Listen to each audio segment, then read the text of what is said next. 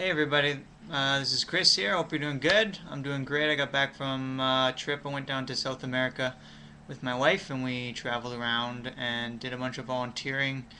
Checked out a bunch of different countries. We went to Bolivia, Peru, Chile, Argentina, and Brazil. We got to see a whole bunch of poverty and be challenged in a whole lot of ways and grow in our faith and see a lot of things. So we were really blessed throughout the whole trip, and now we're back and back to work, and it's been going well. Back to ministry. I work with guys in the streets here in Abbotsford, BC, Canada, with a ministry called the Five and Two.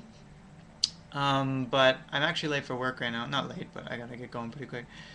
But I just watched a video by a guy in the States, and it just drove me crazy, and I wanted to respond quickly and just talk about the idea of empire and who the empire is. In the old days, back when the early church was running around and trying to figure out who they were and what they were about, they were living in the face, in the shadow of the Roman Empire.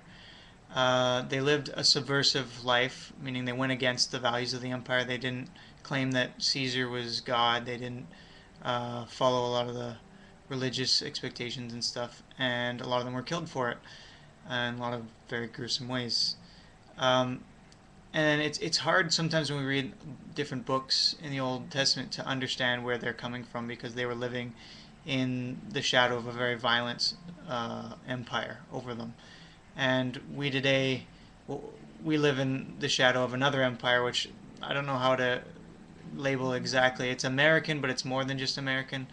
As Canadians, we're part of it too. It's really the kind of the Western capitalist empire that rules through military might. They go. There's been tons of military plans and missions that go in and usurp leaders and put in terrible leaders. They let terrible, unjust leaders reign, while um, well, others they put in that are even more unjust. So it's an incredible system we live in. They also capture our imaginations by overflowing us with different images of the empire. They're everywhere we look. They're flashing images of what we need to buy: flat screen TVs, cell phones, women, clothes, whatever it is. My cousin just lost spare $250 jeans, and no one really around here really. All my Christian friends, anyone like that, to them they're just like, wow, that's a lot of money to spend on jeans.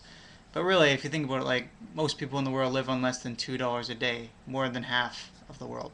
So it's really an incredible thing that we as Christians don't even really get bothered by this. This is how much that this empire is controlling our imagination. There's a great book about it called Colossians Remixed, which I have on my bookshelf, but I'm not going to grab. But yeah, definitely check it out. It's a great book. And I just want you guys to know that we got to stand together as members of the kingdom of God. Doesn't matter what denomination you're from. It always comes back to we got to love God with all our heart, souls, mind, and strength, and love our neighbors as ourselves. So I just want to say, guys, know that we are fighting a serious battle every day, and try to start looking at these things. Look at how you spend your money. Look at how different corporations work and how they exploit other countries. And there's so much going on that we need to research. I wish I could summarize some of it for you, but it's just so big that it's almost impossible to respond. But just, I think my suggestion would be start with the little things. Start looking at where your food comes from. Start looking in just a little bit where your clothes come from. Do they come from countries that use basically slave labor with the third world? Um, we got to understand that the reason prices are so low is because there's people systematically being exploited down the line, and we have to, as Christians, we will look at those things and take a stand and say, well, I might have to be willing to pay the higher price to pay for something that's fair. Great example is fair trade coffee. My wife and I try and buy fair trade coffee, but it's hard. You go to the store and it's like significantly more expensive than the regular cheap ass coffee, which is probably exploiting people somewhere along the lines. There's a few websites out there. I think responsibleshopper.org is a good one to check out to look at different companies. It's interesting. They give them great letter grade ratings based on environmental standards and um, social justice standards and stuff, and pretty much all of them have D's or lower. So all we can do for now is respond and try and pick the best of the worst, kind of. But we got to continue to be fighting for these things, and understand that every time we make a purchase, every time we spend a dollar, we're making a vote. We're voting for what companies we think we want to support, and we can't sit by and say we don't have fault in this. Our hands are clean.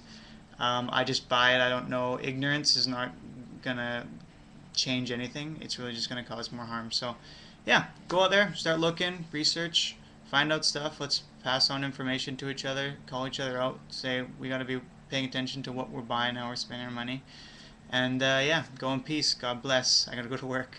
Take care.